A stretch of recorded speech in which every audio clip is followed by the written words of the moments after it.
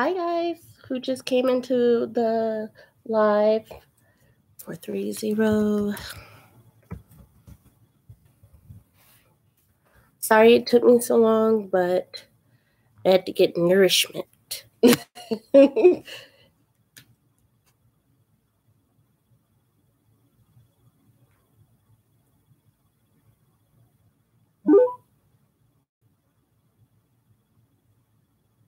enter. Thank you. Joining the conference now. You are currently the only person in this conference. You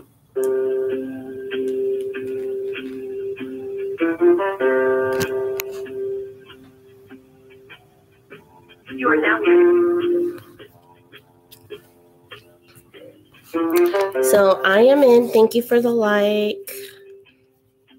Hopefully everybody starts getting back in, or those who want to be in, get back in. I really hope Mark comes back in because we ended it kind of abruptly, and I really want to ask Mark some more questions. So hopefully, guys. And I'm just going to clean my screen real quick. Still a little fuzzy, but I think it's more of the connection in my room.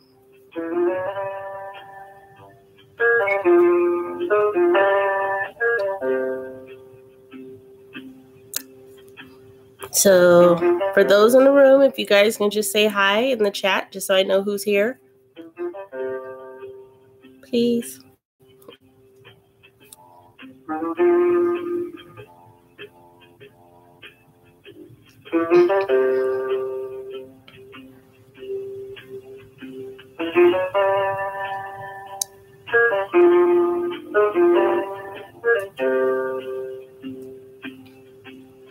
Hi, Miss Big Mama. Welcome back. Miss Big Mama, you had a lot to say. I hope you call in tonight.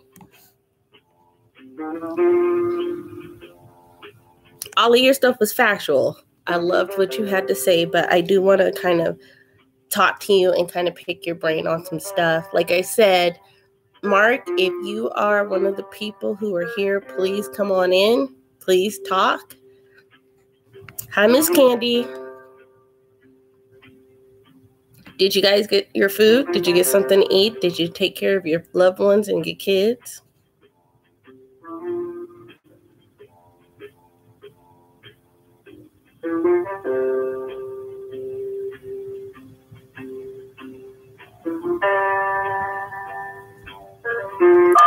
Hi, Mansa. It beeped as if somebody was calling in, so I hope somebody called in.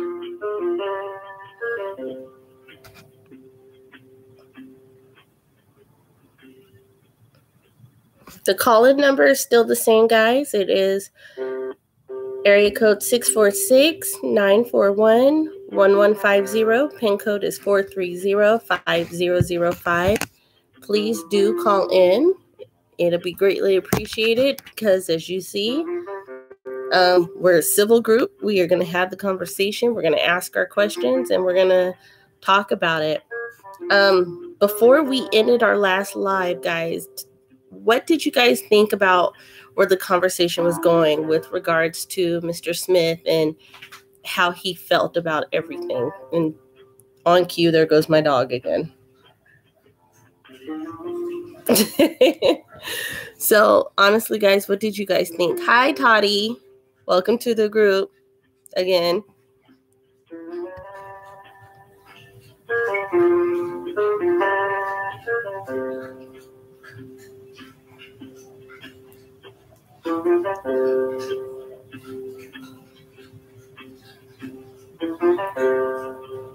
It's the most annoying song ever. Oh. Okay. Hi,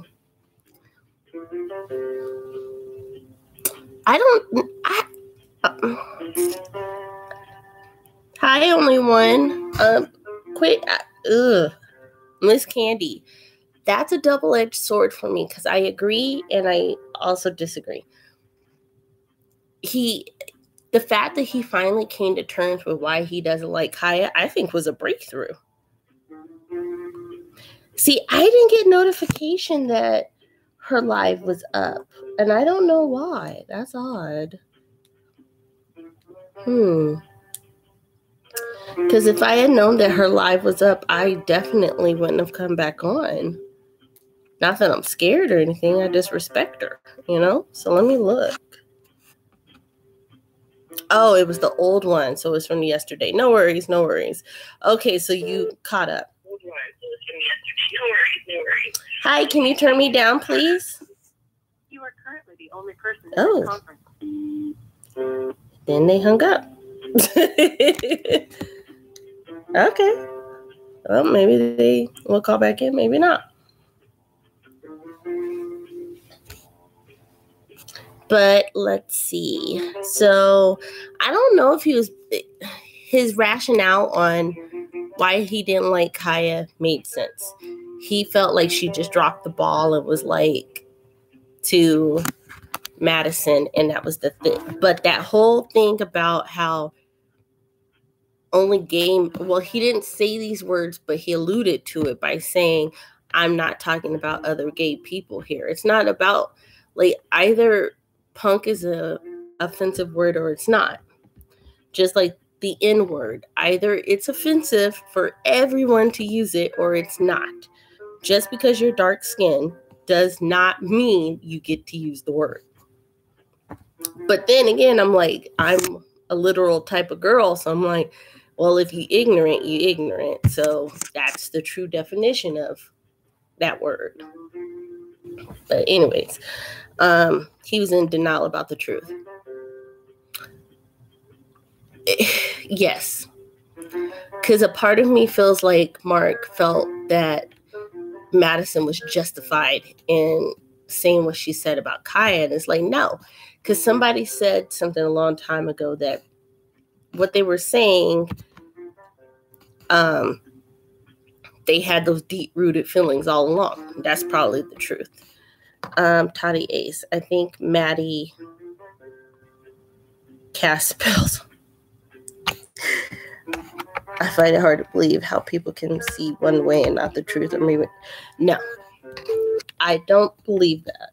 Oh, let's see who's in. You are now unmuted.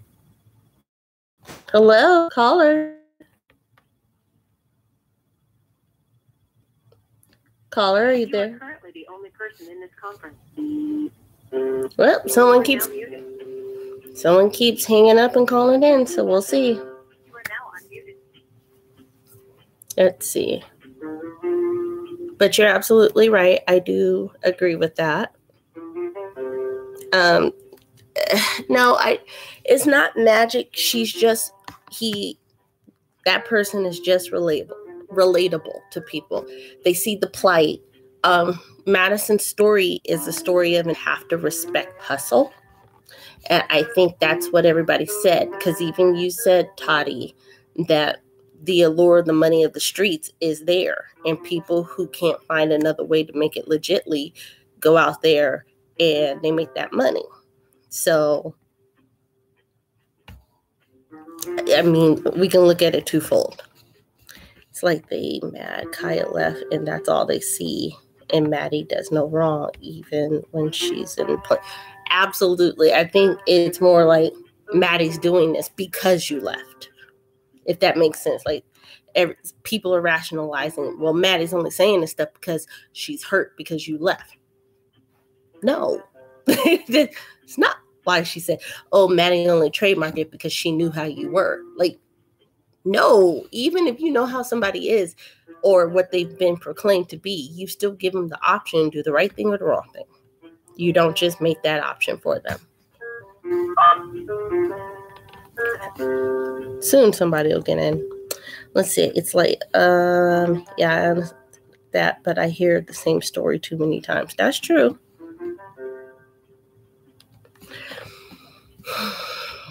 You're right. You're right, Miss Candy. Madison is kind of acting like a scorned lover. But maybe we're not looking at it for what it is, because Madison does keep saying, oh, I loved her. I loved her. I loved her. I'm not saying that she loved her sexually, but maybe who are we to say that she doesn't or didn't really love Kaya? Have you thought about it that way? I mean, we cannot tell somebody else their definition of love. You guys may think my definition of love is screwball. I might think your definition of love is the very definition of irony and just stupidity. Like, we can't say it. So I'm not going to question T.S. Madison's love for Kaya. She say she got it, she got it. I still say the real Kaya and Maddie can be seen in the pre-QC videos. Truth Revealer, can you elaborate on that?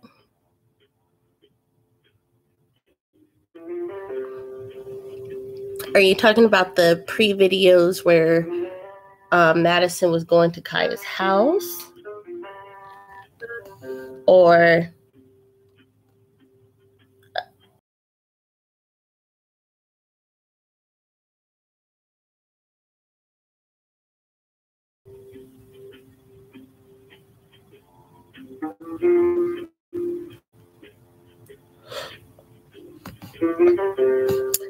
hi, Miss Nation. Miss Nation did a wonderful job, and I'm not being facetious. I loved your commentary today. Thank you.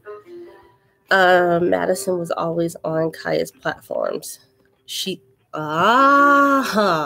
Okay, so if I may elaborate, hi, Najuda, and I don't know if you can hear it. The phone line is up.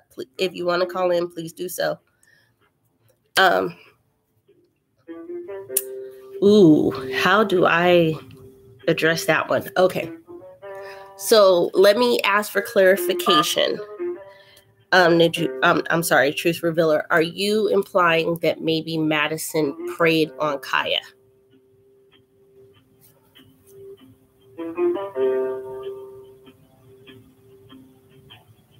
Yes.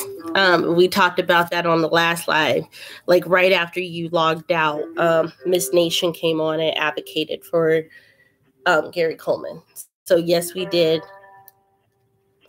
Okay. So Truth Revealer, you started a whole new topic. You have a fellow colleague in the room who's saying yes. They feel that Madison did prey upon Kaya. Okay, she's a puppet master. So let me ask you this. Could someone dislike Madison but still see her story as a source of inspiration?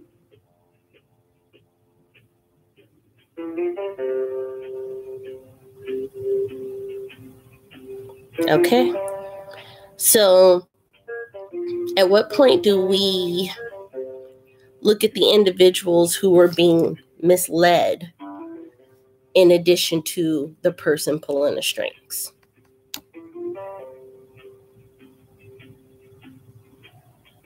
Okay. So only one disagrees and says that there is no inspiration there. He's just too shady. Oh, sure. Hold on just a second. It is, telephone number is area code 646-941-1150. Your PIN is 430-5005.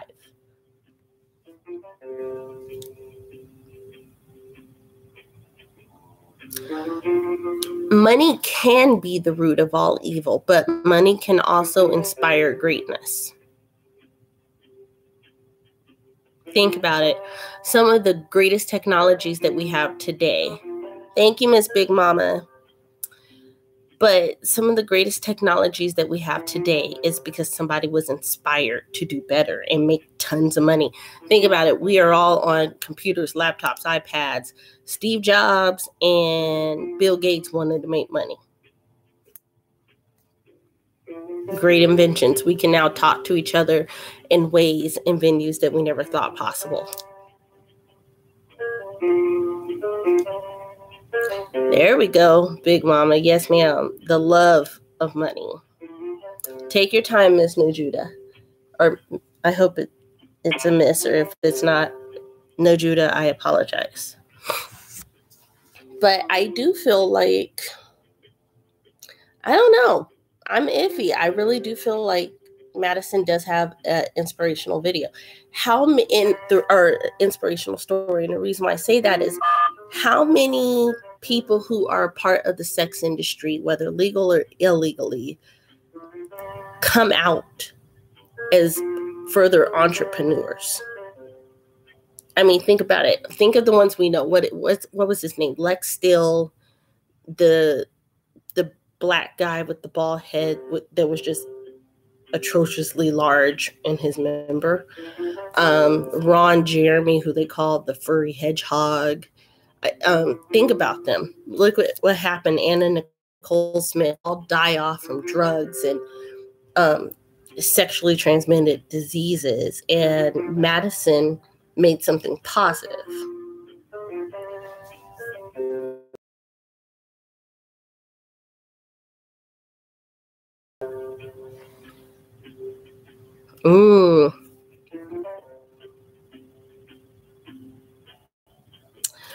You're right, she does. And if you notice, she reverts back to her religious upbringing. I'm not going to say her religion, but her religious upbringing. And she's starting to offend a lot of people with that.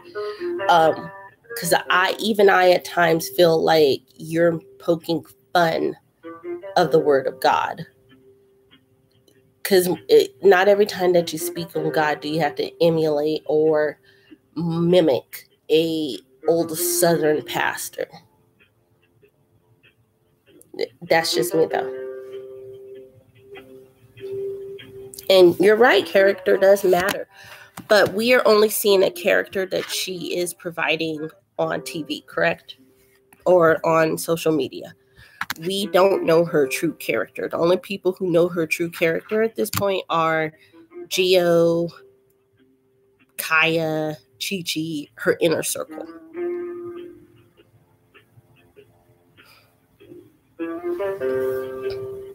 Let's see.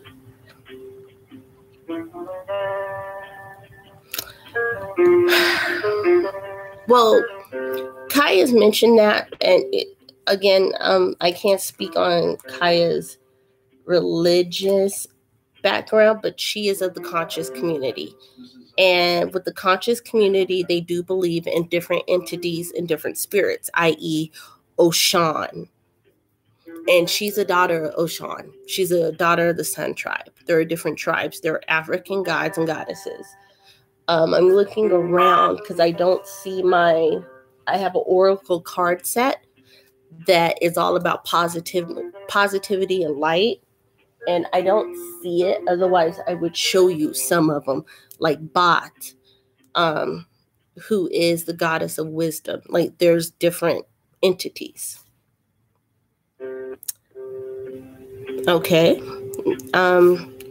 Truth Revealer says that Madison studies everyone and plays to their insecurities. I'm sorry, did I read that right? Plays to their emotions to win the bag. But isn't that what every actor and actress does? Don't you see some of your favorite actor, or let's see, Taraji P. Henson? She portrays a character that you can relate to. That's not truly Taraji, that's a character. So maybe she's just being an actress.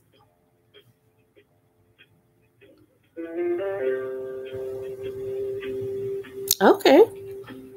Now, let me ask you this. It's an honest question.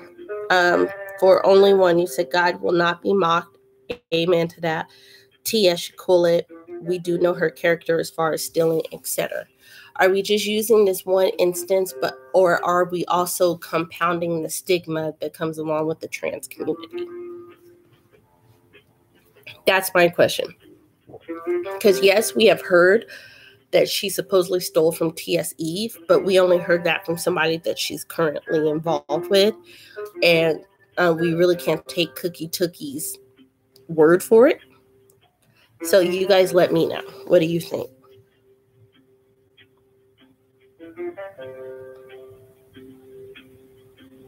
Okay, Miss Carla, I definitely agree and understand. She'll be held accountable to a higher authority, but in the meantime, I can't respect that or really take Madison seriously. Okay. Let's see. I hate when she does that. Okay. Why don't watch mainstream media? My crazy self watch YouTube. Music, nothing. Let's see. No, only the allegations of stealing in the intellectual. Okay. Perfect. I just want to make sure because that has been one of the kickbacks or issues that the trans community are saying that Kaya is perpetuating this long-standing rumor that's there. So I don't know. If Kaya, Gio, Chi are family, why act? Turn the hustle off. I wanted to bring this up to you guys, and I really want someone's or everybody's take on this. Please let me know. I thought about this when I was cooking. I said, we keep talking about how Madison keeps saying she loves Kaya. But for those of us who watched the Gio video, and if you haven't watched it, please watch it. Not for likes, clicks, or views, but to get a different take on this whole thing. It seemed that Gio had a disdainment for Kaya. It was not just that you walked out on us, but it was Gio was like, I ain't never liked her, but my client said that she wanted to work with her, so I wanted to do what was best for business. But at the end, because Gio was doing a live when he was talking, and somebody asked, well, what if they get back together? And he was like, that will never happen. I will make sure that will never happen again.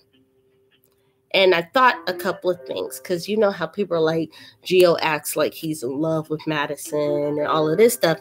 And I heard another vlogger today, Properly Bonafide or Properly Live, where she was like, I thought years ago that Gio and Madison had a relationship. And I was like, I don't know if that's true or not because I don't know their backstory. But there are some things that stand out to me. It is weird to see a manager only have one client. And it's weird to see a manager take such a diverse interest into something like this and to act the way that they do. Most managers will cut their clients off for acting out like this. He almost seemed to relish in it. So what do you guys think? Let's see. People from every gender still. Pee Weezy says the Queen's Court was his idea. Yeah, whatever. Pee Weezy he's a non-factor. I think Maddie is scared of the competition because they keep shutting down Kaya's streams to the public. Pee Weezy's lying. Who else does Gio manage? He doesn't manage anybody else. The laptop. They might be lovers. So Gio is her husbander. Yes. Mark, was it Mark in our commentary state that Kaya was there for weeks? No, that was on Sean's live. I'm so sorry, guys. It's been a long day. But on Sean's live last night, if you guys remember, a caller called in and said that Kaya had been staying with Madison after T.S. Eve died for a couple of weeks. It's a state of jealousy. Maybe Gio's been a part of Madison's world for so long, he doesn't want to see anybody else get that close. What do you think?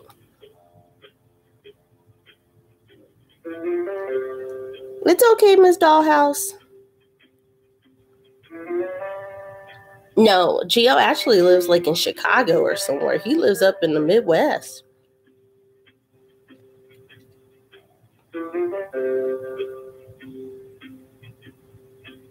Right? There you go.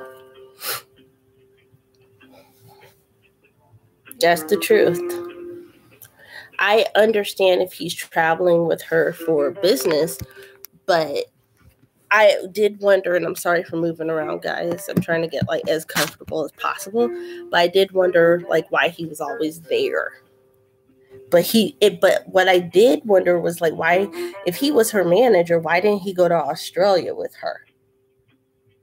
Like if you were doing that type of high priority or high thing, then you should absolutely be with your person at all times.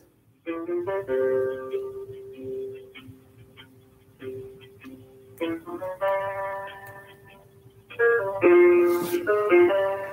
gonna turn this all the way down because that song, it's gonna be engraved in my head forever.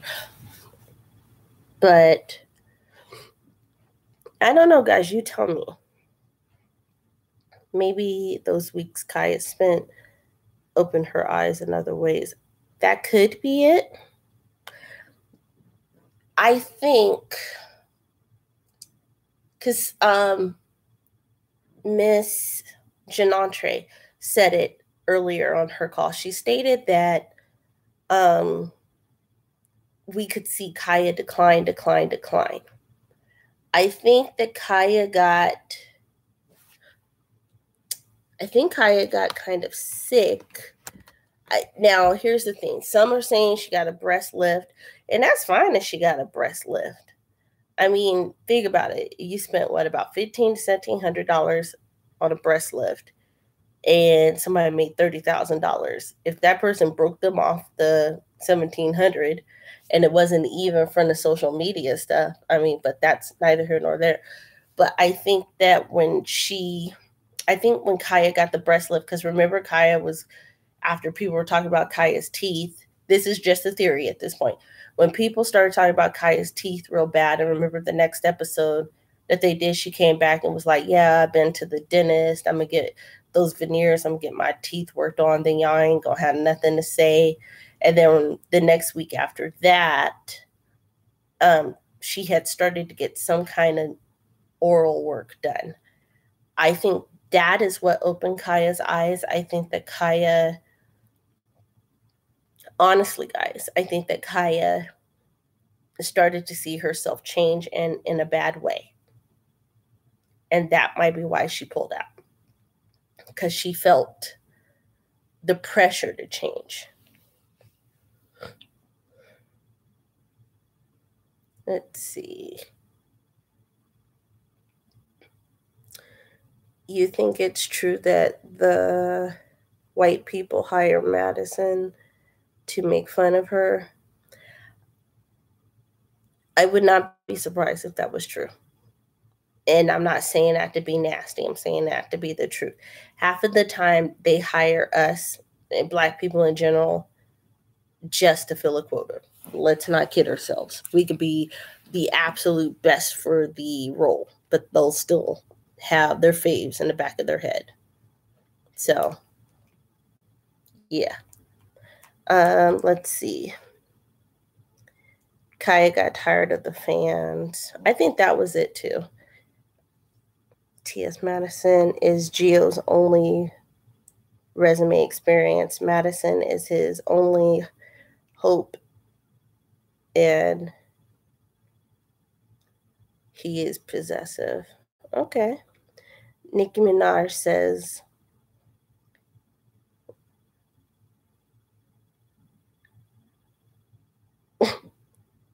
Nicki Minaj says, left those double D's, hoes, and valet part. Go Kaya. That's sad. At Truth, really. And see, I think it's because her business partner was discussing their business with everyone else, including their enemies. Dineva, I don't think she knew about that until Dineva made that video. Am I wrong? Oh, hi, Mark. We've been waiting on you, and not in a negative manner. Please don't think we've been waiting on you in a negative manner. We just wanted, you know what? Let me not speak for everybody else. I just wanted to continue some of the conversations that we were having. if you don't mind.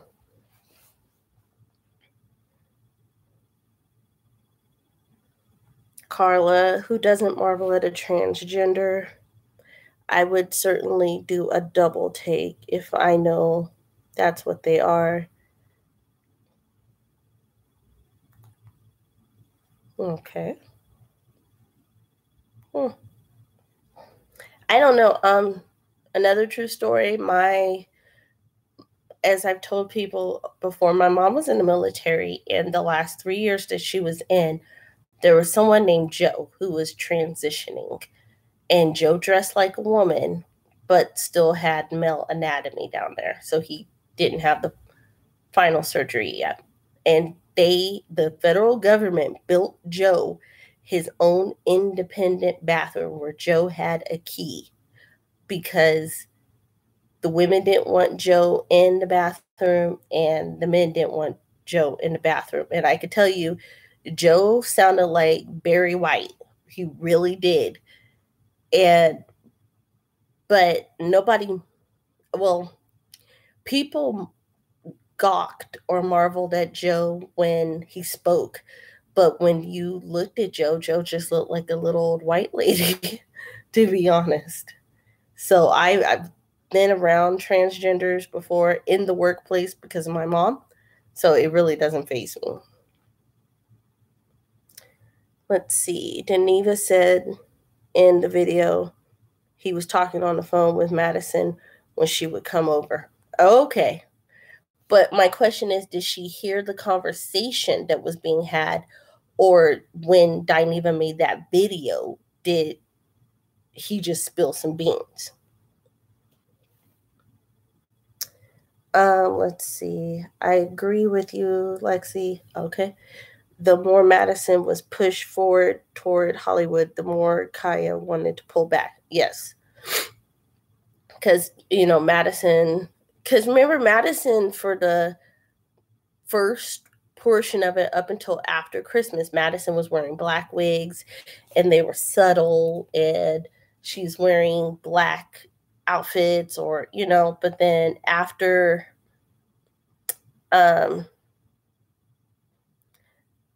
okay, I talked about this one before. I'll talk about it again. Everything started to change when they went to the basement. And I don't know if y'all remember the Barbie pink wig with the military green dress where she's like, come on me, Nelly. Like that show disgusted me to the point I had to stop watching it at that part.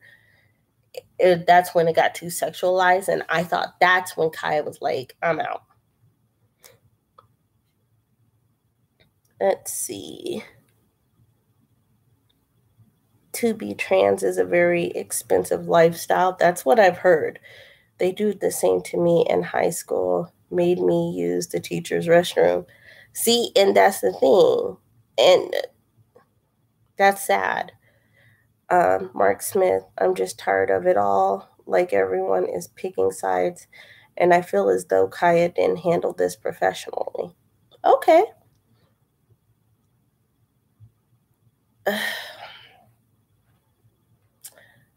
So I have a question for you, Mark. I do apologize. I understand what you're saying that that Kaya should not have walked out in the manner that she did. But again, we have to stand back in context, in the context being, why would you, was there a conversation had? Did Madison know that was a possibility from the beginning? So let's see. I'm just I read that one. Nation, maybe Maddie was an agent sent to be Kaya's handler. Okay, Truth Revealer getting into some stuff. You getting into that stuff. I would be happy you see the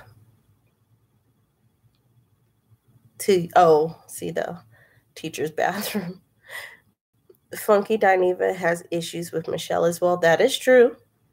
Neither did Maddie Mark. Okay. And then Mark replies, Kaya has never been professional Mark Smith, why don't you call the number? I'm Team Kaya, but I'm honest about her. Okay. No, she was being underhanded. I didn't see how you not have conversations about business. I don't see how you would not have conversations about. See, but that's the thing. At this point, Mark, I don't know if they truly had those conversations or they didn't. Nobody's being 1000% truthful here because I think they both share blame.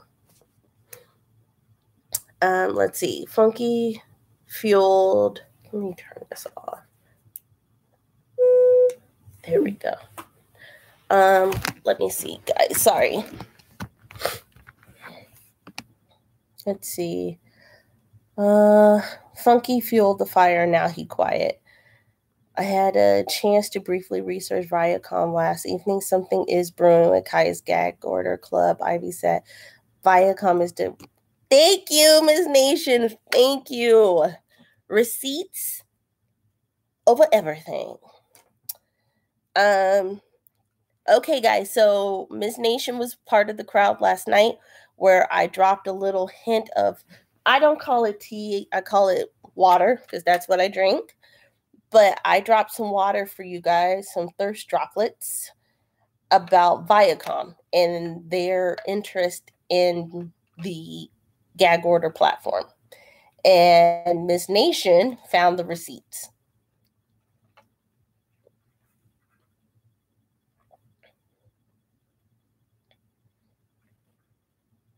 Okay.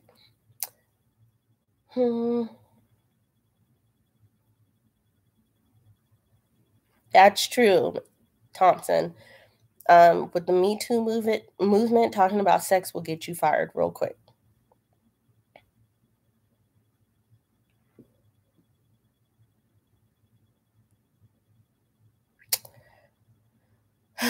Let's see.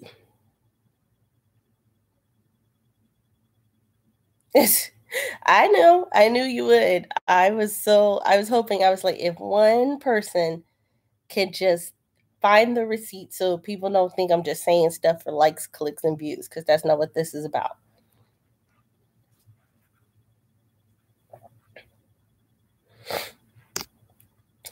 Great point.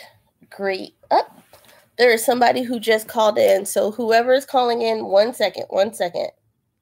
1 second. Oh dear. 1 second, caller. 1 second. I given up and now somebody called in. So let me call.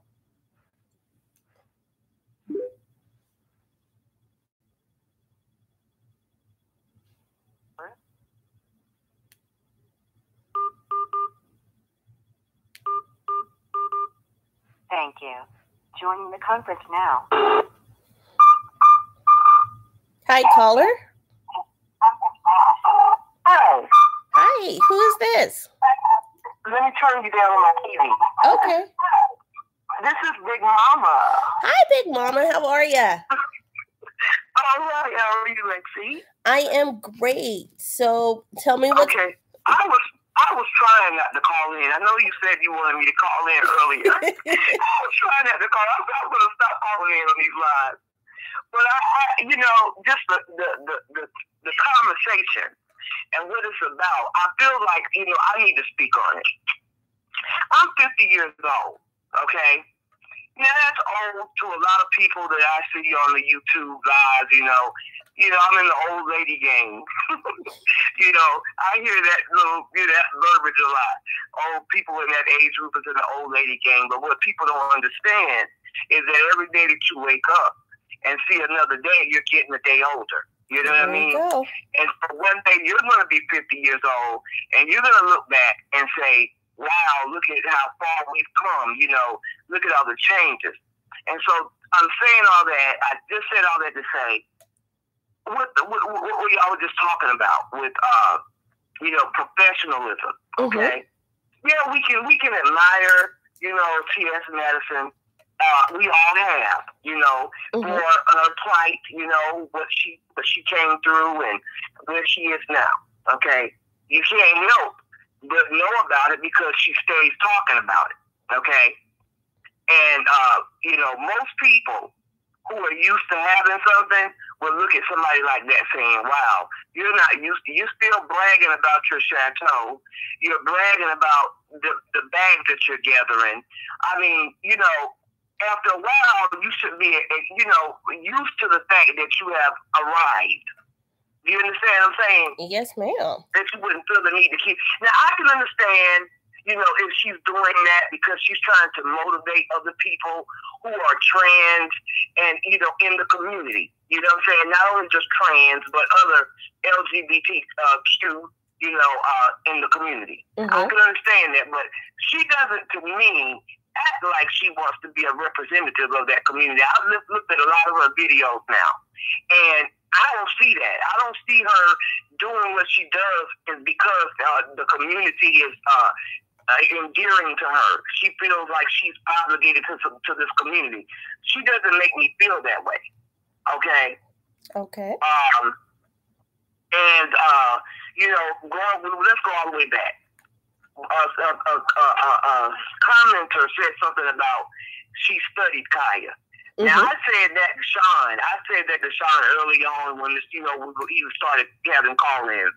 And, I was kind of emotional in the call, so I didn't really get a chance to explain what I meant by that. I do feel like that she studied Kaya, okay?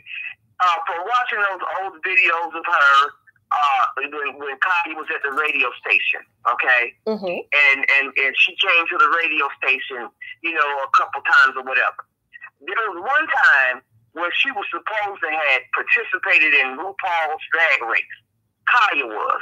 Mm-hmm. And something happened with her, how Kaya loose with her mouth and she says what she says, and they had to take her off of it, or he took her off of it. And it was Pee Weezy has it on his channel, mm-hmm. One of his channels. This video where they're calling in, people are calling in, and they're discussing about what happened with that. And at that time, she was supposed to have worked with T.S. Madison on a song or something at that time. Can't fuck with me. And she was saying, and the girl that was on there with her, Angela Renee, was like, oh, no, like, she was like talking over her and, talking over the caller or whatever. I guess she wanted her to be pissed off about, how they treated her. Mm-hmm. Okay? And so she was like, no, Maddie, she acted like she really loved Maddie. Mm-hmm. Okay?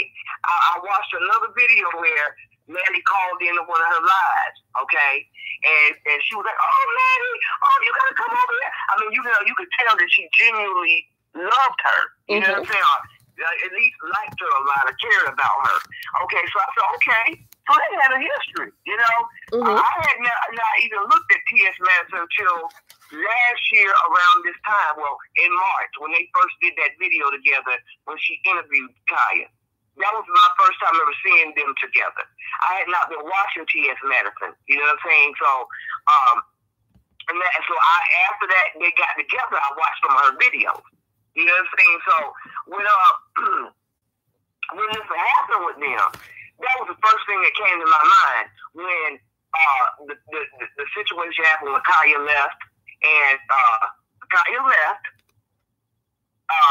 with the Monique situation, she left, and the days went by, and people were making their comments, with Funky doing his video, Tasha doing her video, Funky putting the posts up there on his IG. All this was going down. Maddie didn't say anything. Maddie was even commenting. I know she commented under that Funky's post with the robe. The black robe he put up there mm-hmm. on the post. Okay. She did, some little emojis or like she was laughing and all of that stuff. Okay. Now, you remember after that, Kaya made that video. You know what I'm saying? And then Maddie made her video. It was never a thing about, let me go, come out and say, this is my sister, or my sis, like she like to say, and, we okay. Let's, y'all get up off of her. Okay. This is my girl, like she did after they did that first video together. People were coming down on her. Why you got her on your show? You know, she didn't let you get a word in edgewise. Oh, you know, and I remember watching her and say, I know y'all know, I got a lot of flack when y'all talked about Kaya coming on my show. Well, I want y'all to know I love Kaya. I love her down. I remember her saying that. But you couldn't come after that and do that same thing. You couldn't do that. What you saw was when the community came after her again that time, you already knew it had happened before. You already knew it happened before.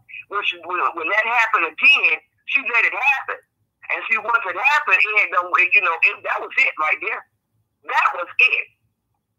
That was it. And you know Kaya don't care. You know she don't care because she let it all hang out. And once it happened like that, I think it had went too far. I think it went too far, and they were going to a point of no return. I'm saying with them, with those two right there, with Kaya, because that's where it all began, with Kaya and T.S. Madison.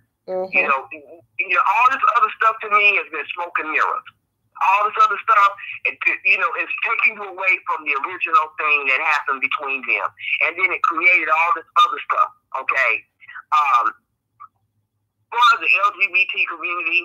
I'm looking at the movement of it now. You know, this has always been around. I've always worked with people that were gay. I grew up with people that were gay. You know, I grew up in the South. I'm from North Carolina, okay? And I grew up around a lot of a big, diverse environment. You know what I'm saying? And most people don't walk around talking about sex all the time. That's true. You know what I'm saying? You know that they're gay. You know that they're with same-sex people. You know they have a lifestyle. But they also are respectful. You know what I'm saying? They carry themselves in a respectful way. They're not out here talking. Just like, being around heterosexual people. I don't want somebody around me that's heterosexual talking about sex all the time. That's true. You know what I'm saying? Everywhere you go, they're talking about sex. They're reenacting sexual things, talking about body parts and all that stuff. Nobody wants to hear that all the time. You know what I'm saying? And I feel like if you want to be respected, I feel like if T.S. Madison wants to be respected, that's one of the things that throws people off. Just forget about even her talking about God, okay? Just the fact that she's always talking about that sex thing all the time, giving you a visual all the time of that. Which people don't need to hear that. They really don't. Right. You know what I'm saying? If you want somebody to respect you as an individual, as a human being, you don't put all of that out there. That's nobody's business. You know what I'm saying? Yeah, we know you worked in the sex trade. Anybody could type your name in and see a video come up. Oh, wow. You know what I'm saying? It'll blow your mind. Okay? Right. And I say that because you think about kids around here. Little kids are being able to do that. Little kids can go into Twitter and type her name in and get that video with her opening that door. You know what I'm saying? Oh, you know what I'm saying? Yeah. You know that video? Yeah. What was it? 20 little inches. Kids can do that. 20 inches so don't it's care. Off the chain now. Yeah. It's off the chain now. You know what I'm saying? Sexuality is just off the chain. People are just, everything is sexual. And so that, to me, has taken the respect away from human beings. You know what I'm saying? Because everything is about sex. You're talking about sex all the time. Why? You know what I'm saying? It's a part of life, but that is not everything. You know what I mean? It's not everything. And if you want to be respected as an individual, you don't need to talk about that all the time or invite people into that part of your world. You understand what I'm saying? Yes, and I think that's what's going on now. If everything is over-sexualized and you block everything into the sexuality and everything, you know what I'm saying? I don't see that with people who are respected in the industry, like the industry that she wants to be in. Laverne Cox, okay? People say her name all the time when they're referencing trans, icons. You know what I'm saying? They say because she even if you think about it, if you watch that show, Orange Is the New Black, she didn't even act like that on that show. No. You know what I'm saying? Her character is the actual class. You know what I'm saying? So here she is. She's got this platform. You know, I'm talking about T.S. Madison now. You have this platform, and you get up here, and you have obviously a lot of influence because I've seen from this situation right here, wow, I could not believe how crazy people are to follow her and all this craziness. You know what I'm saying? I mean, it's one thing to like her before all this stuff happened, but when the things started playing out like they did, you can't tell me you don't see what's wrong with that. You know, this is even not about her sexuality. This is about a human being. You know what I'm saying? This is about a person's behavior, about their character. This is what that's about. And to me, her sexuality has nothing to do with that. You understand what I'm saying? No, I understand perfectly. I'm just reading the commenters. Again, everybody's been real respectful, Big Mama. Nobody's saying, you know, next caller, none of that stuff. But I have a comment for you. Okay. And it's from Mr. Mark Smith. He says, I'm trying to find it again. He says, I think it's a double standard because nobody comes down on heterosexuals when talking about sex. He said he thinks it's a double standard because no one comes down on heterosexuals when talking about sex. I just said, I don't even want to be around heterosexuals. Most people don't. Nobody, unless you're at a bar or you know what I'm saying, or you're very young, you know, and this is what you do. You know, you're around a group of people that are like-minded, and this is how y'all get down. Yeah, but in normal settings, nobody wants somebody sitting around talking about sex all the time. You understand what I'm saying? I mean, nobody wants that. In fact, it throws everything off because everything is over-sexualized now. You know what I'm saying? Yes. You know, it's just not the business anymore. You get tired of it. You get tired of it. And then, if you want to be respected, why? If you want to be respected, it's one thing that you want to be looked at as being sexy. You're a sexual person. You want to be recognized for that and all of that. I get that. You know, I get that. But that shouldn't be everything. That should not be everything. You know, we all have different facets to us. You know, we have different sides to us. And it shouldn't all lead back to how sexy you are and what you can do in the bedroom. You know what I'm saying? Like, really. That should not be something that's always in the forefront when somebody sees you. Okay? Because at the end of the day, the very thing that, like I said with T.S. Madison, that you feel you don't want people to degrade you or degrade other people who are in your community. You're doing the things that cause people to do that to you. You know what I'm saying? You're saying stuff, you know, you're referring to women, you know what I'm saying, biological women as fish. You know what I'm saying? When you're talking about, and then you're using it in a derogatory way. You're not saying it as no term of endearment. You're doing it in that way. Now, I'm not offended by it because it's ignorance to me. You know what I'm saying? It sounds real ignorant to me. Okay?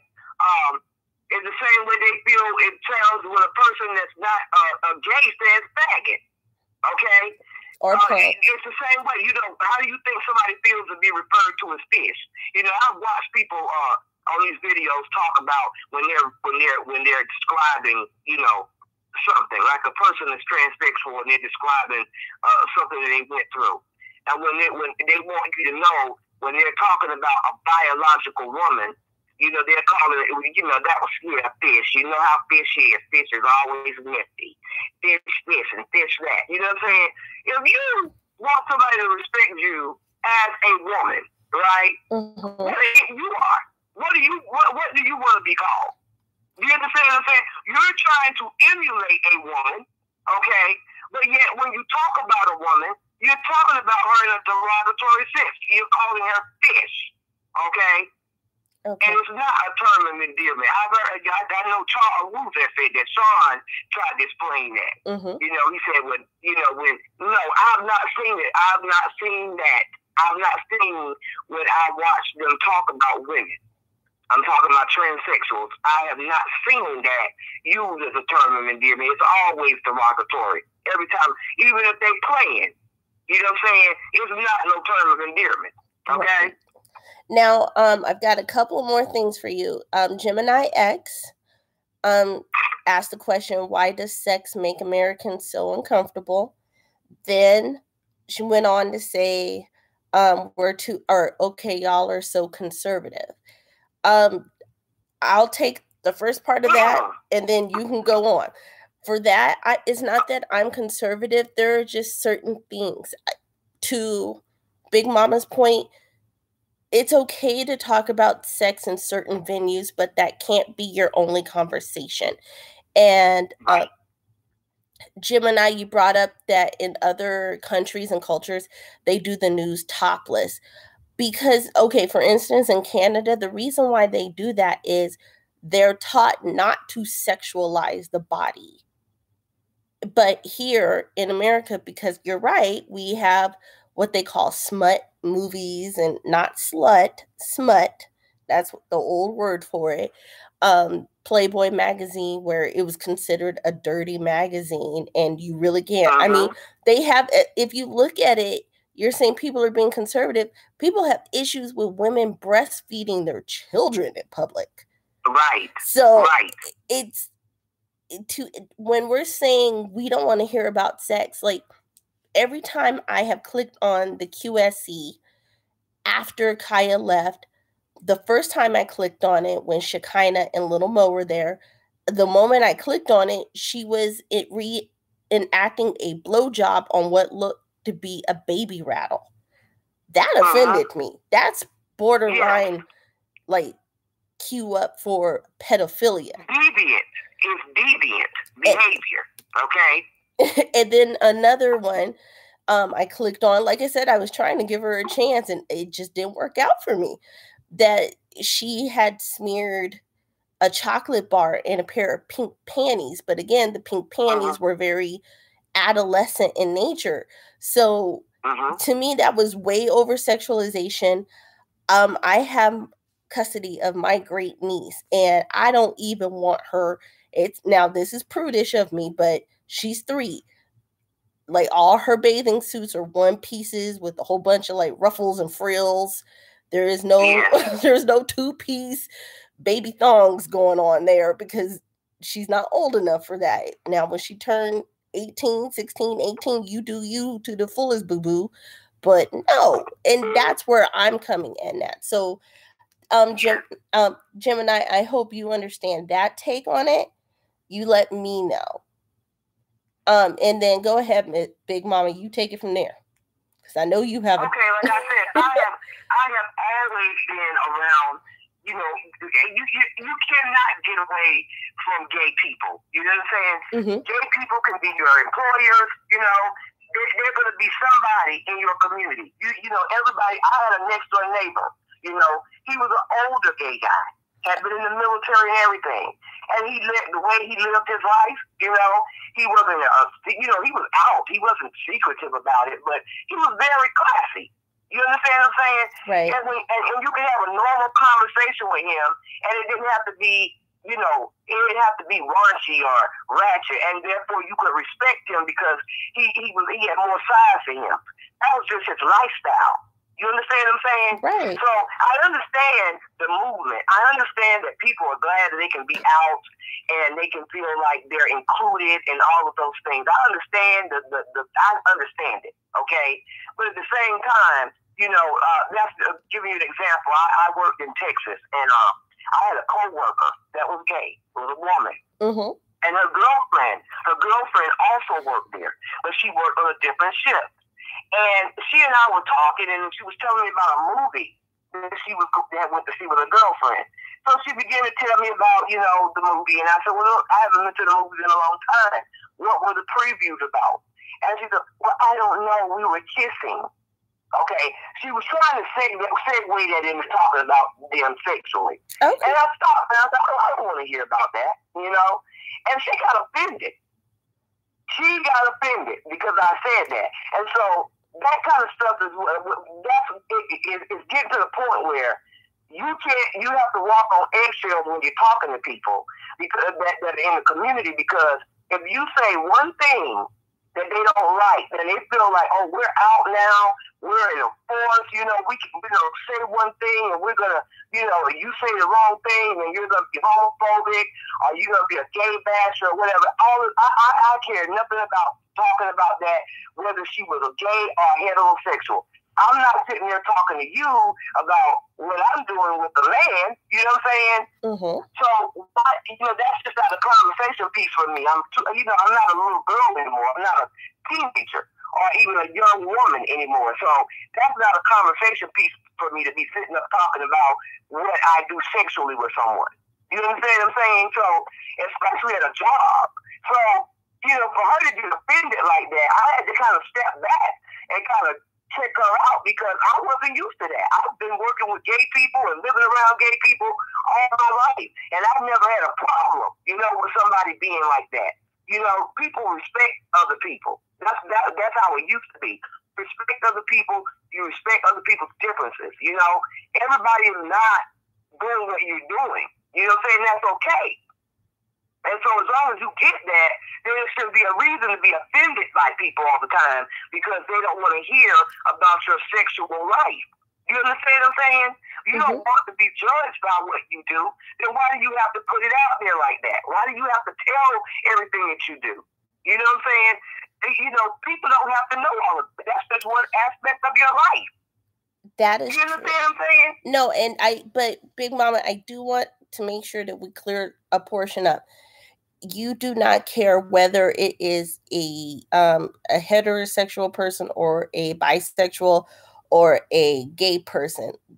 You just don't feel like that conversation should be there because Gemini, I want you to know, for me, there are certain avenues that I just don't want to hear about it. I don't care who it is.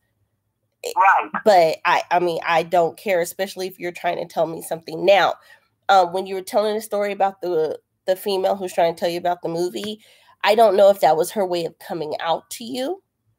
I don't know, but I already knew. Okay. I knew about it. Yeah, I knew about it. Yeah, prior to that, I didn't. And then, once I did, I knew about it. You know what I'm saying? I had no problem with it. Okay, but I do not want to talk about. First of all, her girlfriend worked there too. You know what I'm saying? Mm-hmm. And some women, women can do some funny stuff. They get mad at each other. And they talk about it. You don't want to add anything into that because then she'll have somebody mad at you. You know what I'm saying? Right. Because you added your 2 cents in so whatever she was talking to you about this person. So I didn't want to get into any of that with her, especially anything sexual, her sexual life. That was none of my business, whether she was gay or heterosexual. You know what I'm saying? It was none of my business, and that's not a conversation piece with me when I'm having conversations with people. Okay? I'm not sitting around talking about what I'm doing sexually with someone. That's what I'm saying. Where do we stop? Where do we start doing that? You know what I'm saying? Where everything has got to be about sex. You can't even have a regular conversation with someone unless you're talking about sex. You know what I'm saying? But you want to be respected. And you want to be respected. I can relate to that in the sense where, again, I have no qualms in saying it. I don't even want to say I'm on the dating scene because I'm not even trying to date. But I have found that more and more men who are supposedly interested in me, they start talking about sex like it's the right thing. Like we're not even having coffee. We're having bottles of water. This isn't like, can you at least buy me a good meal before you think that I'm just going to open my mouth or whatever orifice that you think I should, like that. So I get what you're saying. It in Gemini, it's not that sex is so taboo, but maybe we are over sensationalizing it to the point where that's all people want. And maybe people just want more. I don't know. and it's gotten out of hand now because you have to understand whether you want to be a representation for people that's coming behind you. You know what I'm saying? You can't say it in one aspect. Oh, I'm doing this because of the people that are going to come behind me. You know what I'm saying? But then you turn around and you're talking like that. Okay, you got this big following.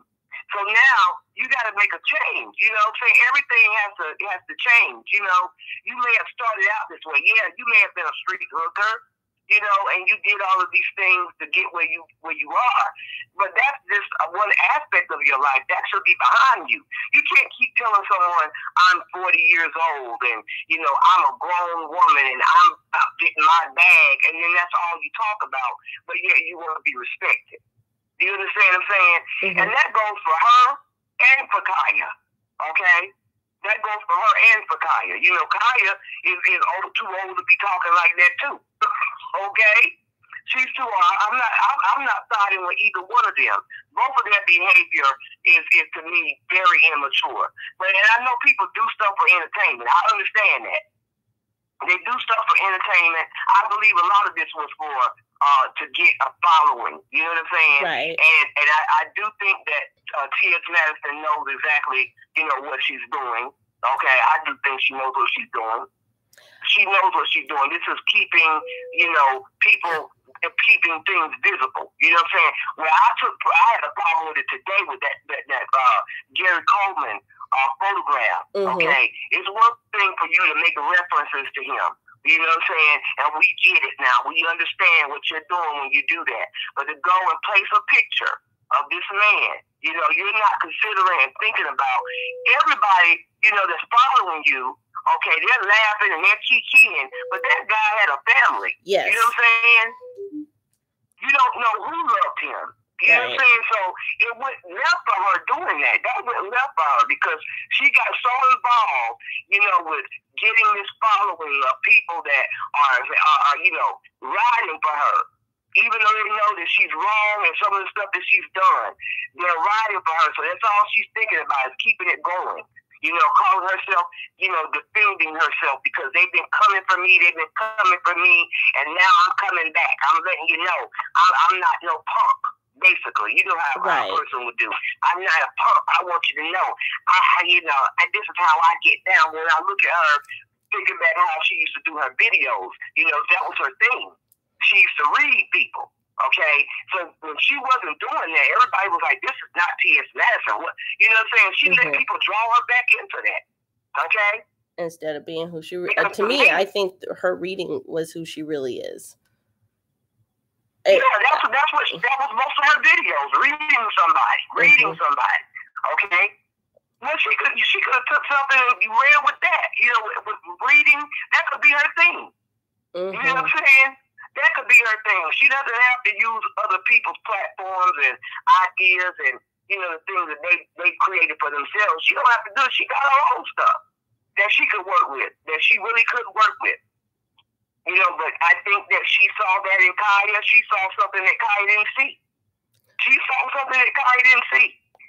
But when she messed up at it, that she got controlling, and selfish. Instead of admitting that, and saying, you know what, I did this wrong. I've been found out now, so it's best for me to just lay it out on the table. And, if they may have been able to get back together if she had done that. Mm-hmm. But she wasn't able to keep it real. And she let it get out of hand. You know what I'm saying? This community is so busy trying to ride for her, and not seeing it like that. I'm not saying all of them are like that. Right. But, a lot of them are. They're so busy still trying to ride for her and show her that she has that they have her back. And they're not realizing that, she just used y'all. She just used you to further her own agenda. And then she does, what is her agenda now? What is her agenda now? You know what I'm saying? I think her agenda is to stay afloat. I said, I think her agenda is to stay afloat. And I know you can't see the comments, but everybody is still here for you. But I do have another caller in the queue. Okay. But please jump in the comments. And Gemini, don't repress yourself. How you feel is how you feel. And I'm not speaking for you. I'm just speaking on what I've read from you. Sex is a beautiful thing, and sex has allowed you to be who you are and open yourself. Not saying you're in a sex trade. We're just saying that I'm going to speak on my perspective.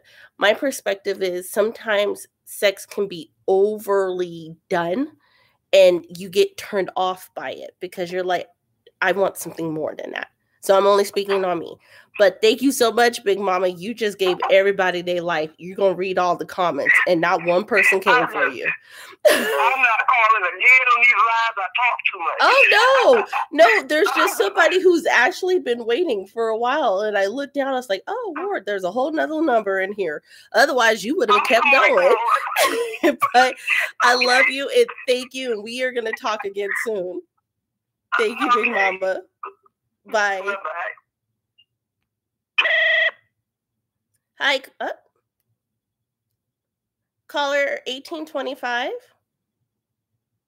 Hi, Lexi. I watch your show all the time, even though I might not catch it live all the time. This is Forever Lucy. Hi. I'm just reading the comments. Hi. I think that you are so, just the facts and the points and the receipts the statements that you say, is very true. With everything, you're very unbiased about everything, and I think a lot of people really are in their feelings, so they don't get to really listen and hear what's really going on. You're true. As far as, I'm sorry. Oh no, I was gonna say you're being honest. As far as Mark made a comment, he made few comments. As far as this is concerned, this shouldn't be between gay and straight, bi or transgender or whoever. He goes, why is it that transgender women want to be like women? Hello? Y'all getting breasts, y'all changing your body parts, y'all wearing makeup wigs, things that we are doing naturally, and there's nothing wrong with that. But don't put us down when y'all are doing the same things to look like us, to be like us, to say that you're a woman and then be able to call Michelle, Gary Coleman, Fishbox, any woman that is disrespectful. It's not only disrespectful to a real woman, but it's disrespectful to you being a transgender woman because you're walking around changing your body parts to have the same body parts as us. As far as this Gary Coleman thing and putting up his picture, let's let the dead rest. Mm-hmm. That, just let it go. This is just nonsense between too many grown people. And it's just really getting out of hand because now you have people threatening people, Gio going off on everybody. Randy call on Sean Bradley is not Randy. That was Gio. I thought so, that was but Gio all the way. Randy. And the sad thing, and don't get me wrong, because there may be a lot of people that didn't know about Kaya before Maddie and didn't know about Maddie before Kaya, because I'm one of them people. Kaya is my era, so I didn't know about Maddie. But when I started watching the Queen's Court from the beginning, Maddie came in. I enjoyed both of them together. They were good together. Yet, you have to respect the person if they want to walk away. Okay. You have to let them go. You can't get mad at people because they're pulling receipts of you're telling the truth. And when I got on, I believe it was Sean Bradley's live, and I said all these same things. I went back to Instagram, Gio and them blocked me, cursed me out, threatened me, and all kinds of things. And I let them know, you can't be going around threatening people because you never know who people are. You never know where people live. You never know. And for y'all to be the way that y'all are, y'all should be, if you can give criticism, you have to be able to take criticism. Mm-hmm. That's the only way you can grow in this world. You can't be able to dish it, but can't be able to take it. So you can't get mad at people if they disagree with you. That's their opinion. That's how they think. That's how they feel. You have to accept it and go, okay, all right, maybe I see a point in what you're saying. As far as, this is just crazy. It's just going too far. It's going too much. And really, Maddie needs to let it go. For her to say that she's not pressed, but every other day, she got a Gary Coleman page. She got people pages shut down. Mm-hmm. Just let it go. Make your money. You say you're making your bag. Make your bag. Let Michelle make her bag. Let Kaya make her bag. And everybody just go their own way. It's just becoming nonsense, and I think it just makes us all look bad. It doesn't matter if we're black, it doesn't matter if we're straight, gay, transgender. It doesn't matter what you are. At the end of the day, we're all the same color, black. True. and it makes us look bad as Black people. I'm just sorry. That's just my opinion. Not saying it's true, but that's how I feel and how I look at the situation. But I'm going to ask this, and it's not towards you, but I want your opinion. And Mark, this is towards you. And Gemini, please don't feel like people are against you. Please don't. That's all I'm going to say. But because I'm still reading the comments, guys. This is for you and Mark. If Kaya or Michelle or both of them were lesbian, would we still have this issue? What would the underlying issue between the ladies be? If they were not heterosexual women and they were part of the LGBTQ community in whatever fashion, would the issues that are there still be spoken on? Would they still be called fish boxes and everything? No, I don't think that they would be still called fish boxes. If they were lesbian, I think that all this wouldn't have blown out the way that it is blown out. And when they say fish boxes, that's not, a derogatory frame towards lesbians. That's towards straight, women that are straight, that are intimate. And it's like, it's sad because at the end of the day, we're all human, we're all people. Let's protect each other. And we shouldn't have a mark of who's straight, who's lesbian, who's gay, who's transgender. We're all people. We're all one at the end of the day. So it's. And can I ask one? Sure. Sorry, no. Go ahead. Ask your question. I wanted to ask one more question. I kind of jumped out of the comment section. They said, oh, well, it's not the Black LGBT community doing this. It's the white LG.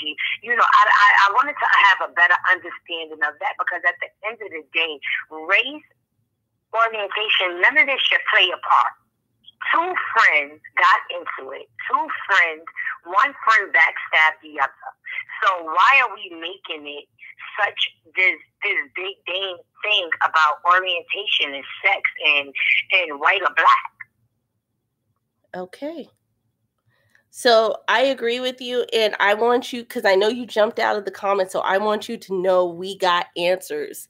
So Gemini X said, no one would care. Mark Smith said, I don't think this issue would have arose if they were lesbians. Toddy A said no. So Gia's Dollhouse, the name calling wouldn't be there. The anger from the camp would be. But the camps are essentially LGBTQ in the conscious community. So if the camps weren't there, from what everybody is saying, if the ladies were in the similar community, which at the end of the day they are. That's what I'm getting at. We have 3 African American people attacking each other. They're all still in the same community. They have different branches, but it's just like a person who is a stripper versus a person who is a librarian. If you're still both females, you're still females. So Madison has stated that she's a female. So now if you want to go there, you have 3 African American females going at it. So their sexuality has no basis in this argument. And the fact that everybody in this chat just stated, hey, if Kaya and or Madison were lesbians, we wouldn't have a leg to stand on. Remove that portion from it and relook at the situation. What is it really about, guys? I really think it's about being scorned, being hurt. Maddie knows she messed up, as far as the documentation that Michelle brought out. And Maddie could have easily fixed that by saying, like, okay, listen, I got the timeline wrong. She's always saying, this is my sis, I love her. Then fix it. Put her name on those papers, on that paperwork. So this, like I said, it all comes down to backstabbing. And as far as us being, it's just sad because, like you said, it's 3 African American women fighting each other? When do we, as Black people, as African Americans, as a community, stick together and stick by one of each other? You know, not to go too deep into it. My grandmother always told me every race sticks together but the Black race. And that's why we can't get ahead, because we don't know how to support each other. Mm-hmm. We don't know how to stick up for each other. That's the truth. And it's sad. And, you know, this has been going on for generations and generations. When do we break this cycle? When do we teach our children, the next generation after us, to be better, to stick together? You know, people don't realize you have so many, believe me, it's so many people watching these videos and these blogs, and I'm sorry to say it, I'm not a racist, but there's so many white people out here laughing at us, making a mockery out of us. It's because we're playing the part that they consider us to play, which is the fool. But yet they want to look like us. Exactly. I'm gonna be. Listen.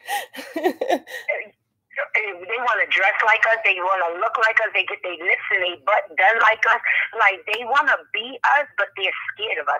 The one thing, and I'm sorry to say this, and I know I'm probably going to be harassed behind this, but the truth is the truth. I tell my kids this every day. The one thing a white person fears is an educated Black man or woman. We were the first kings and queens of this world. We were the first readers and writers of this world. We taught other people. So if you don't know your history and you don't know your worth and where you come from, it's easy to be misguided. That's the truth.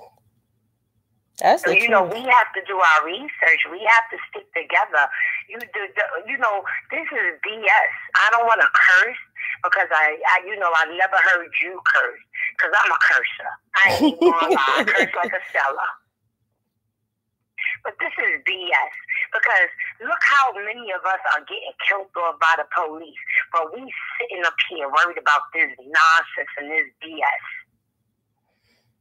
Our young Black men and women are dying every day at the hand of, because I thought it was a gun, but yet it was a cell phone.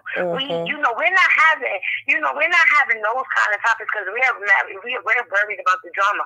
We as Black people, we need to get it together, and that's for the straight, the heterosexual, the gays, the LGBT, everybody. If you're Black, we need to get it together and learn to stick together and uplift each other. Doesn't matter what you've done in your life, whether you was a prostitute, whether you were a computer geek, we need to stick behind each other.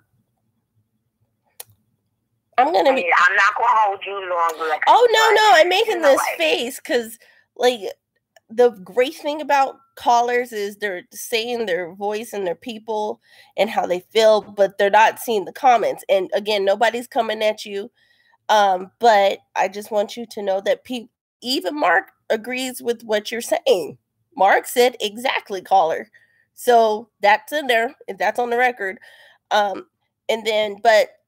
Truth Revealer says the problem is no one studies or reads the word for themselves. Christ said love. Exactly.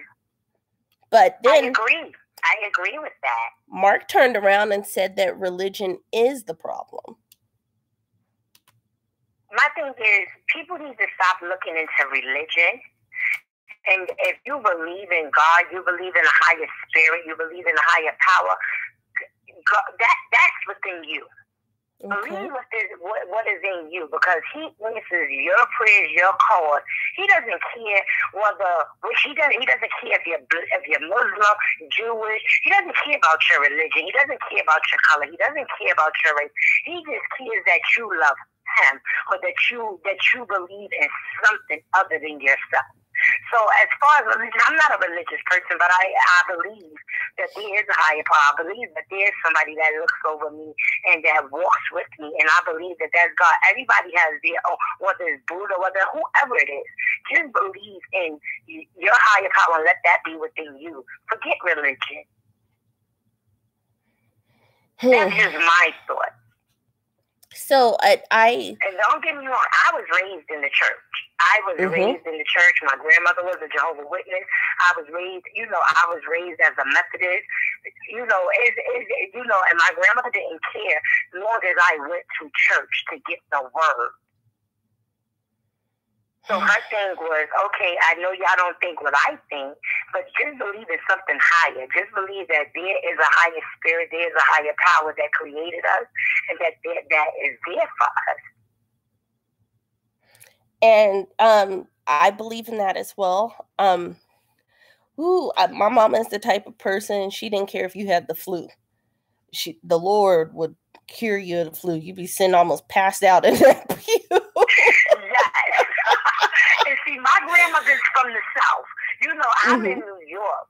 I've always been, I was born and raised in New York, but I come from an old Southern woman that was born in Columbia, South Carolina, Blythewood, but grew up in Columbia, South Carolina, and raised me, and she played no games.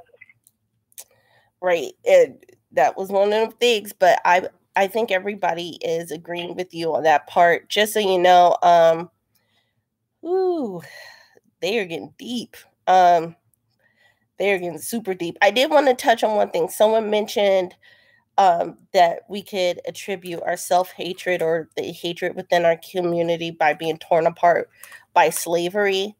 But I just want to put this out there, guys. This is the absolute truth. It's sad to say, but even at the beginning of slavery, we did that to ourselves. Meaning, yes, our ancestors sold our ancestors to the white man. That's not a joke. It's the truth. The Eastern tribes. Can I ask this? Yes, ma'am. Can I ask this? My thing is, I agree with, it comes back to slavery and our ancestors. But when do we as people get over it? When I say get over it, I don't say forget it. I don't say, when do we change that thought about us? When do we make it better? True. So that we can, when I say this, when do we, because if we stuck together as people, do you know how powerful we can be? True. Do you know how powerful we can be? We can rule this world. Remember Black Wall Street and everything. We are great when we stick together. But we fail when we are against each other. And see, it starts, like you said, it starts from slavery. They figured if we can keep them against each other, they'll always stay against each other. When do we prove them wrong? True. Prove everything that you put our ancestors through, everything you put our great-great-grandparents. When do we change that? And not to jump off a topic, and I know a lot of people probably going to get really, really mad with me, and I can take the backlash. I'm not worried about it. Last week they had Martin Luther King's 50th anniversary speech, and it kind of broke my heart because I had to ask myself, how would Martin Luther King feel right now for all he fought for his people, for us to be the way that we are today? Would he be proud of us? How would he feel? That is a sensitive subject. And I'm going to tell you why in just a second. Jim and I'm being honest with you. Please do the research. The Eastern tribes in Africa sold off the Western tribes.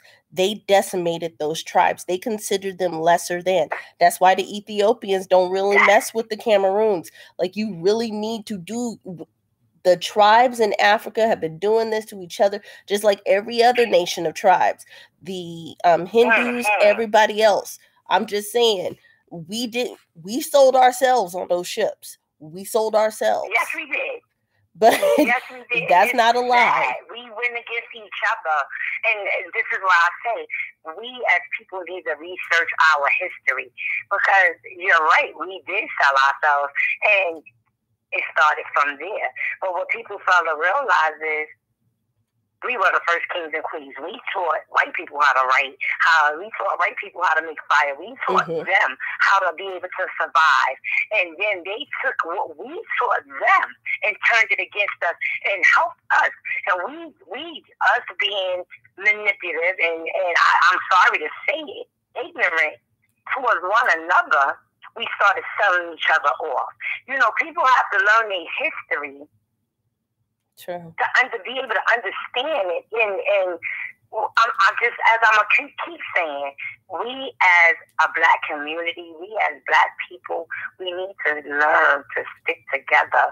We need to learn to love one another. We killing each other off, and everybody else is killing us off as well. We're going to be extinct soon, and it's sad. Because that's what the world wants. Genocide. They don't want Black people because they know how powerful our minds and our brains and how we can be. They're scared of that. But that's just my opinion. No, it's an opinion. You're right, but it's a valid opinion. And just so you know what is being said, both Gemini and Mark feel that even though the tribes did sell off the Westerners, that the exact wording is they did not know the main plan. This is what I say to that. I don't care what the main plan is. Who am I to sell another human being? When you sell something, you are selling property. You're selling something that has a monetary value. A life has no monetary value. It is priceless. You only get one. So who am I to say, Gemini X, you are only worth $10,000 and I'm going to get $10,000 for you. And you got to go do whatever they tell you to do. I don't care what the main plan is. That's what I'm saying. We have to, you're right. Babies are sold and that is horrible. Women sell babies for profit. Men sell sperm for profit. And it's horrible. We have put prices on something that isn't for us to give. We don't, if you believe in a higher power, we don't give life, we nurture it. That's right. Yes, ma'am, go ahead. No, talk. I want you to talk because you are speaking true facts right now. Well, no, I mean, it's the higher entity to give and take that life away. The higher entity, even Truth Revealer, you spoke of God and Jesus and the higher power. When did God or Jesus ever say, give me 2 rubles for your soul? Like, come on, guys. Like, we have to go to ourselves and say we did this to ourselves. Yeah, we didn't lock ourselves down in chain of bondage and make our women bed wenches and everything like that and have the mulattoes in the house and have the darker ones in the field. Like, we didn't do that, but we didn't stop the classification because we still have that. We still uphold those of lighter skin at a higher value than the darker ones, even today. And I'm going to be honest, the reason why I did not want to speak on the Martin Luther King subject is because I was offended that they had his 10-year-old granddaughter on that stage. Nobody can tell me that Martin Luther King Jr. would want his grandchild on the national stage in harm's way with a whole bunch of people talking about guns when it was a gun that took his life. They used that baby as a prop. Oh my goodness, Lexi, you hit exactly the point I was thinking. Oh my goodness, because I thought the same thing as watching it. And can I just touch base on this? Absolutely. Mark said that, how did they know that was the plan? Us as people, like he said, why would you want to sell another person? You should have been like, hell no, that is my brethren. I'm not selling nobody, whether he was black, white, Chinese, or whatever. It shouldn't have happened. But when do we, 400, 500, whatever years later, when do we change and stop it? I live here in New York. There's so many girls being snatched off the street out here and being sold into sex trade. True. And it's sad because nobody, this world is evil. Nobody has a love for life, for people, for caring. And you just have to be so extra protective of your children out here, of who you are, and just have your faith and what you believe in. Forget religion. Just believe in something higher than yourself. True. Now, quick question, Gemini X, you're saying what happened? Is there a video? Are you asking about the Martin Luther King's granddaughter being on the gun control stage? No, I'm not asking about her being on the platform. No, Gemini really X. Disappointed. Gemini X, one of the chatters is, I think. Oh. Well, no, I was disappointed that they brought his granddaughter up there. Mm-hmm. I was disappointed that she was on that stage. I was disappointed that, like I said, look what Martin Luther King fought for. Mm-hmm. He fought for us to have rights. He fought for us to have so many things. And I feel like us as Black people, we disappointed him. We disappointed everything that he fought for, because we will go against each other, kill each other, fight each other before anybody else will. But then want to get mad if somebody else do some harm to us. We have to stick together. We have to show these people that we can stick together so that they can respect us and stop doing what they're doing to us. And until we respect each other and stop doing it to each other, why would they stop? So I feel like Martin Luther King would truly be disappointed in us, because this is, what we're doing is not what he fought for. He fought for us to be united, and we're not united. True. That's the thing. And when I watched the march, I saw all the faces, and you could definitely pick us out in the crowd. You see what I'm saying? I was like, oh, well, yeah. There's one. There was another one. We were too visible to be seen, whereas it should have been a blend of such where nobody could tell what anybody was, because it was just a sea of humans. And I take that back, because everybody's talking about Parkland and we're talking about hands up, don't shoot. I might make all 23 people who are watching this mad, and people may never talk to me again, and I'm okay with that. But I don't believe in Black Lives Matter. And I'm going to say why. Please, y'all don't kill me. But the truth is, when our lives start mattering to ourselves, then I will represent that. Because with Black Lives Matter, they being the people, the mass behind it, the Black men want the Black women to be out there in the streets, taking the proverbial water hoses and attack dogs for them. But they don't even hold us to the same standard. They don't view our life as mattering in that sense. But I'm supposed to go out there and march with you and march for you, and you're my son, you're my man. You're not my man. And if you were my son, you would relish and regard every Black woman that came into your path. So I would have no qualms about supporting you. But Boo-Boo, the fool next door, I can't, because I don't know him. And he look at me like I'm disgusting, except for when he getting put in those silver handcuffs, or as my mom says, their favorite pair of jewelry. And then they go that way. Right, though. So I can't. I'm sorry, go ahead. You are I was saying you are so right with everything you say, because I feel the same way. Like, we have to stop killing each other. I have a 20-year-old son. He's in college. He's in a predominantly white town where he goes to college at. And like I tell my son, you have 2 strikes against you already. You was born Black and you was born a male. Don't give these people no 3rd strike. Don't let these people beat on you for no reason. The worst thing anybody fails to, is scared of is, as I said again, and I will keep saying this, is an educated Black man and woman, because knowledge is power. knowledge is power. The more knowledge you know, the more power you have. But if we can't stick together, we can't stop killing each other, why would they? Racism is real. People don't realize we have a racist president. Mm-hmm. So therefore, everybody feel it's okay to be the way they are, to be able to, I can shoot and kill you, or I can call you nigga. They feel that it's okay. Because now, we allow it. It might be okay for some people, but you call me nigga, we gonna have a problem.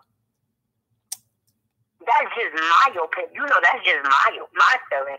I don't want to be violent towards nobody. I just want to live my life and raise my children to be as good as they can possibly be, but make them aware and conscious of what this world is about.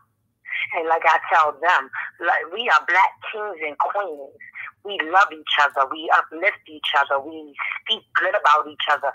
You don't call your black sister a bitch, a whore, or those nasty things that are being said. Because if you say it to a black woman, what do you think another black woman is going to say? Another person of any other race is going to say to your black woman. You don't call your black men fuckboys and yes. Whatever it is that they call them. Because what do you think any other race is going to call your black men? We are kings and queens. And until we uphold ourselves in that manner, won't nobody respect us. And somebody said that we need to stop saying black women and saying women. Ms. Janantre, this is why I say black women. Because again, I don't know if anybody else watches MSNBC, CNN, even Fox News. I watch it all just so I can piece together the whole story based off everybody's opinions. That being said, earlier this morning on, it's called Valley and Rouge, they stated that black women make 83 cents to every man's $1. Black women make 63 cents to every man's $1. And Hispanic women, they did this, make 56 cents. So not only as a woman am I slated to make more or less for the same exact work, but I just lost another 20 cents because of the color of my skin. What they likened it to be. So the classification is there. Unfortunately, it's something we cannot get away from. And Ms. Janantre, if you are fortunate to, and I'm going to only speak of where I'm at on the West Coast, it's more prevalent that you see that treatment of African American women because we are seen. I mean, one day I'm probably just going to have to walk around my organization's building so you can watch it firsthand of how we're treated. It's seen. In the organization that I work for, there are only 2 African American female managers in the business portion of it for the entire company.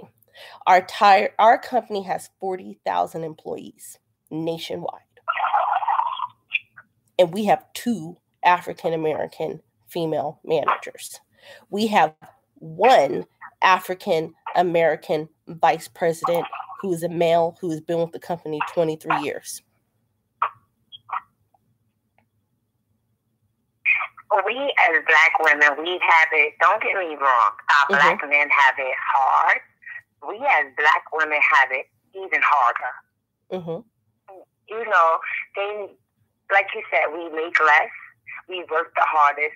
And I'm not trying to say that any other race of women are not qualified, but at the end of the day, don't try to down what a black woman goes through. So yes, I'm going to say black women. Yes, I'm going to say black men.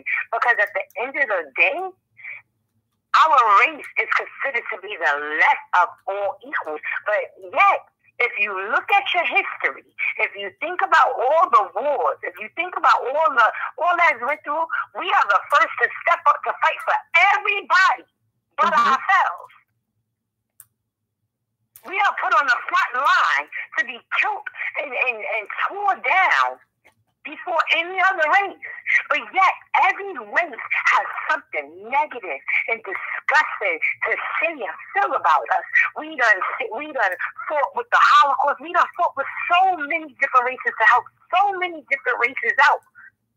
But yet, we're thought the worst of. Okay. I'm sorry. Like I said, I'm not about the white or the black thing, but I'm going to defend me, and I'm going to defend my people, because I love my black people. I love my kings and my queens. I love every race, but at the end of the day, I'm going to speak the truth, and we are held in the worst standards ever in society. True. Now, Ms. Janantre stated, with the Black Lives Matter, if you are not standing for, I want to read it verbatim, 1 second. So where are we? Black Lives Matter, I don't believe in it. Well, don't single yourself out. That's an incorrect statement, Janantre. It's all lives matter. That's no life is more important than the next. And that's part of the issue. Everybody thinks that their classification, their race, there's something else is much more superior than the next. And that's why I'm saying, if a person is shot down in cold blood, I don't care if they are white, black, yellow, green, hazel, whatever they want to be that day. The taking of a life is wrong on all accounts. It doesn't matter if you have a badge or not. You, as a person, as a civil servant of the community, you are sworn to protect that person, no matter their sex, creed, religion, race, anything. So if you cannot distinguish a cell phone in a Hispanic's hand, a black man's hand, a white man's hand, an Asian's hand, and you shoot them 20 times, 9 times in the back, you're wrong. All lives matter. Yeah. There is no life that is better than the next. I'm sorry. Yep. How is it that, and this goes on to what she said, because all lives matter. But let's point it out in the news. How is it, let's be real, how is it that a white kid could go into a school, shoot up kids, shoot up teachers, shoot up anybody, and he gets taken out alive? Yet, if you go into black schools, we have metal detectors. Mm-hmm. We have 1,000,001 school safety. And guess what? If a black kid was to go up in the school and do that, he's not coming out alive. Their order is to shoot to kill. And that goes for black, Latino. But what people fail to realize, I don't care if you're Indian, I don't care if you're Jamaican, I don't care if you're Haitian, I don't care who you are. If you have a color of skin, guess what? We're all the same goddamn color. Because at the end of the day, they all feel the same about us. We as people, lives matter. We as people, doesn't matter whether you're white, black, gray, or green. We as people need to put that race out and say, you know what, I love you because you're human. Mm-hmm. I love you because you're doing good in this world. But let's not try to say that race doesn't play a part in this, because it does. A black person and a white person can go out and do the same crime and will not get the same time, will not get treated the same way. True. So I just want to point some stuff out. Ms. Nation says, sorry, but justice comes for everyone except our people. That is incorrect. That is so incorrect. There are a lot of Hispanic families right now that are being torn apart because of someone's idiocy in the White House. And I want everyone to take heed and notice that if you don't think that we are next, since everybody wants to do the classification, if we're not next on that, you've got another thing coming. After he is done with the Hispanics, he's only got a couple of other races to move towards. That's true. But I agree, but yet disagree with that one. Because I feel we were first. I feel we were first. I feel that we were...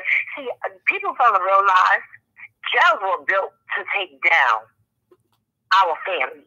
Think about it. You have our great-grandfathers. I ain't going to say our great-grandfathers, but you have our grandfathers, our fathers, our brothers, our uncles in jail. These institutions were built to break down the black family.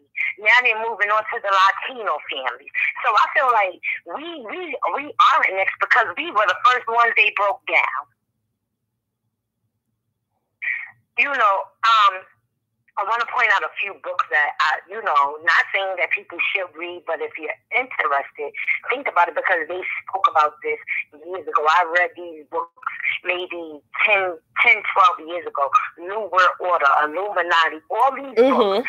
And it speaks on, even though I don't agree with a lot of things Farrakhan say, but he is right in a lot of things that he do point out too.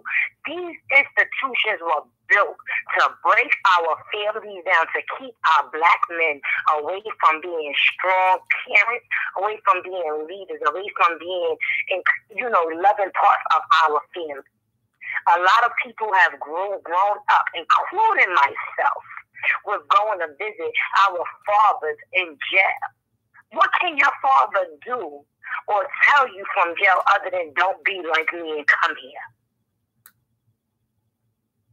But these institutions were built to break us down. You have so many single mothers out here. You have so many single parents out here. Not just single mothers. You have single fathers out here. Because you got just as many women locked up in these prisons as you do men.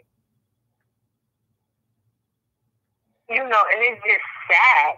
When can we as one, no matter what your race is, be united and just live? That's how that's how I feel. I'm going to encourage people because I know I'm not here to change your mind. And I'm going to say that. I'm here to let everyone get their opinion out and maybe take something away from it. When everybody, because I know everybody got Netflix. Nobody did Monique's thing. At least I hope you didn't. On Netflix, there is a documentary about the KKK during the inauguration. And I want everyone to watch that, and then you will see that there were people of...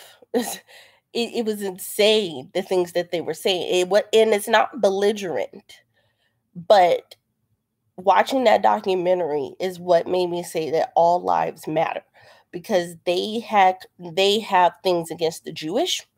They want the Jewish people out first. They have an agenda. It's an agenda. And we're not too far away from the Jewish people. They said they were willing, and I quote this in this documentary, the Grand Pumbaa, Wizard, Dragon, whatever he is, said, we are willing to give the black people, they didn't call us the N-word at that point, we are willing to give the black people a portion of America and they can just stay in their portion. They were being nice to us.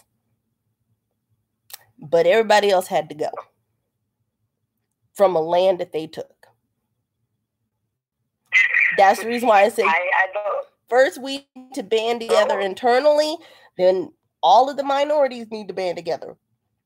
We all matter in that. And then saying, and here's the thing, Janatre, you said that people of color, Hispanics, a lot of Hispanics have issues with black people too.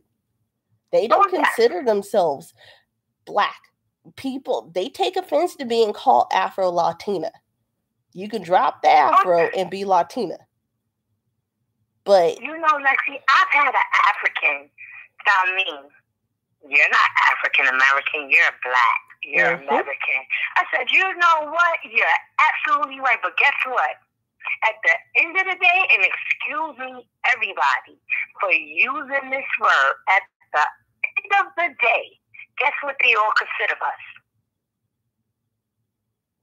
What they've been calling our ancestors for years. So whether you believe I come because at the end of the day, my ancestors come here, but you know what? I was born and raised here, so you're absolutely right. But I don't care if you're Jamaican, Haitian, Black, Hispanic. Guess what? We're all considered the same to them. Mm-hmm. They think about, if you look at what they say about their own people. Oh, you're white trailer trash. Mm-hmm. Why would you call somebody that? That's horrible. Or in lovers, jungle bunnies. I've heard it all, and I'm like, woo! You just called her a what? Woo! Couldn't have been People better research their history and better stick together. Right. Go ahead. I've had Jewish, I work in a field where I work with a lot of different cultures, and I've had Jewish people say, yo, you know what y'all problem is? Y'all don't stick together. And that's why y'all can't get ahead. And I couldn't get mad at it because what they said was true. If y'all were to get together, y'all would rule the world. What they said is true.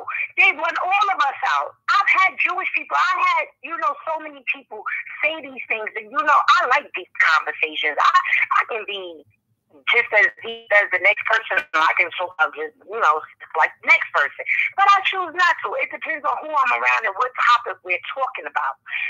But at the end of the day, none of us are different. It doesn't really matter what your race is. Because at the end of the day, they all look at us as the same. Mm-hmm. They don't care about us. If you're not making their money, if you don't have their bloodstream running through your veins, guess what? You're nobody to them. You are, I'm sorry to say that, you are a nigga to them. And a nigga doesn't mean a black person. A nigga means an ignorant person. That's what they consider all of us. Doesn't matter what your orientation is. Doesn't matter what your color is. Doesn't matter any of that. They all consider us the same. So when does it stop? Black Lives Matter. No, all lives, like you said, all lives matter. Because there's so many people, look at what's happening in Syria. With this chemical thing. All these kids being, when it's sad. When does this cruelty stop? It's so sad. You just said Syria, and I literally got a twinge of emotion because, again, I've said this before, and this is why I say all lives matter. I come from a family of a military background. My mom, my dad, my god sisters, one of my ex-fiancés who I have to pray for every night now because he's stationed in Jordan right now.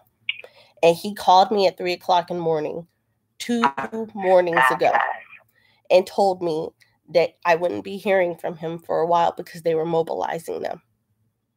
And this was one of the reasons why he and I never walked down the aisle. I have known that man since I was 14 years old.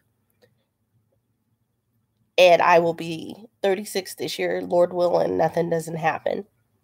And to get that phone call and to know, you're not going to know what's going on. So all lives matter because somebody who has been a part of my life for over a majority of it, I don't know if I'm ever going to hear his voice again. And he has a son. He has a son who is overseas in France with his mother. And he had to make that phone call to his son. So that's why I say, guys, all lives matter. Because right now, we could be losing lives of every color and every nationality over that. So that is a very hard topic that I don't want to visit. Oh, yeah. Because you never know. You just never know. And to be honest, guys, my mom was in the Gulf War. Both my parents were. And I was 8 years old in Kreisberg Elementary, Germany. My mom and my dad sat me down and said, They are going to mobilize us because they were both in the Air Force. One worked logistics, one worked for what they call protocol. And they told me, and they said, you have to pick who you want to go to if something happens. As an 8-year-old, I had to pick what aunt I was going to if something happened, because my sister hadn't turned 18 yet and she couldn't legally take care of me. So, guys, all lives matter. All lives matter. But everybody's saying good night. I'm not saying good night to you, but everybody who's saying good night, good night. And I did see your message, Mark. There's no need to apologize. You, to me, are a man no matter what. We just disagree on the Kaya and Madison situation. There's never a need. You did not come at me rudely, because if you had, I would have blocked you. And that's why you've been allowed to talk and comment and go everywhere else, because all I could do was respect your opinion. So thank you for the apology, but it's never needed. Your opinion matters. That's why I was like, please don't feel like we're going to attack you. We're not attacking you. But I don't know. Good night, Imperfect. Mark, I'm sorry, go ahead. Can I say something, Mark? Mark, I don't want you to feel like I'm attacking you, because we are able to agree to disagree. You know, you have your opinion, I have mine. And I want us to be able to have an understanding with each other so that we know, so that we can understand each other and get a better understanding and make things better. And it's funny that, you know, it's not funny, but it's crazy that you mentioned the Gulf War, because knock on wood, I was going to mention it too, because I had an uncle that was in the first and the second Gulf War. And you were 8, I had to be about maybe 10 or 11. Mm-hmm. I'm about 2 years, maybe 3 years older than you. And it was a scary feeling for my family. You know, that, like you said, he couldn't contact us. And when he was able to contact us, just the things that he told us, how they, you know, they would set, you know, I don't know for your parents, if your parents said that or, but for his experience was they set the blacks online first. And to see his best friend get killed right beside him really destroyed him. And, you know, all lives matter, because we fight a war half of the time that's not even our war. It has nothing to do with us. That's not even our problem. You know, I say this about us as Americans, and I don't want people to get on, you know, if they get on me, they do. But I'm sorry, America is the most nosiest goddamn country there is. We're always in somebody else's fight. We're always in somebody else's fight. And they don't realize we are the ones that hurt the most, because we are the ones that's losing our loved ones. And for you to have to be 8 years old and to pick and choose who you have to live with, because your parents may not come home again, it's horrible. I lost my mother at 8 years old from breast cancer. To grow up without a mother, to wonder what it was to shop with her, to do things with her, you know, was something that bothered me all my years growing up. But I changed that around when I had my kids, and when I had a daughter, I made sure that I was able to give her those experiences that I wasn't able to get. So to be an 8-year-old and have to pick and choose who you want to live with, that's horrible. As an 8-year-old, how can you really make that decision? Because you really don't understand clearly what that decision means. That is the truth. That is the honest truth. So, whew. I am so. And I say I was blessed. I had a grandmother that truly loved her family and was retired, had just retired, was ready to travel the world, and her daughter-in-law died. It wasn't my mother's mother. It was my father's mother that took in 3 young kids at the age of 13, 8, and 2 and raised them like they were hers until the day she left this world a few years ago. So you know, everybody is not that fortunate to have a loved one to pick them up. Some are, some aren't. But as an 8-year-old, I thought, you know, you hear other people, you think your story is hard, but when you hear other people's stories hard, you be like, wow. You know, as an 8-year-old, how can you make that choice? How can you make that decision? That's an adult decision to make. That is the truth. That is the truth. So everybody's logging off. It is 9:30 my time. I'm not going to talk to you to death. I'm sorry. It is okay. You know, it just made me so emotional, and it's just I'm sorry that I got everybody logging off. No, everybody logging off because it's like midnight and 1 o'clock in some places for people, and everybody's like, we got that thing to go to bed. Thank you for listening to me, and thank you so much for talking to me. I enjoy your platform, even though I might not be able. I don't catch it live all the time, or I don't get to respond all the time. I'm always watching and I always enjoying. I just thank you for being who you are, being neutral, being true, and just all the topics you bring up. So I thank you from one sister to another. And I just want to say you have a great night. I love you, babes, and keep doing the great work that you're doing. Thank you. And everybody, thank you, Ms. Reese. I appreciate your call and I appreciate your support in you. And I think, I don't want to say like-minded individuals, but people who come from different classes or understand classes. And when I say classes, like military life is one of those lives that you either know it or you don't, and you respect those people from it. And you kind of gravitate because you're like, you live that life. It's a suitcase life. I didn't stay in one place for more than 4 years. So yes, I was blessed and fortunate to move around, but sometimes I'm like, man, what if I had grown up in the same neighborhood? Who would I be? What would I be about?